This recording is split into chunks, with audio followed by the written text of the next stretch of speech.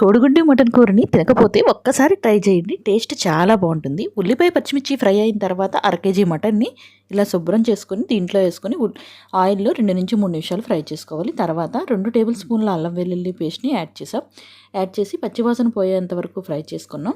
తర్వాత దాంట్లో తగినంత ఉప్పు, 2 టేబుల్ స్పూన్ల కారంని యాడ్ చేసి మొత్తం మిక్స్ చేసుకోవాలి.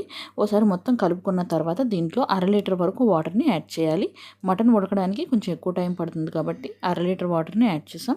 తర్వాత ముందుగా ఫ్రై చేసి పక్కన పెట్టుకున్న కోడిగుడ్లని దీంట్లో నీళ్లు మరుగుతున్నప్పుడు యాడ్ చేసుకోవాలి. ఇలా యాడ్ చేసుకున్న తర్వాత మొత్తం ఒకసారి మిక్స్ చేసి ఇలా ప్లేట్ పెట్టి ఉడికించాలి.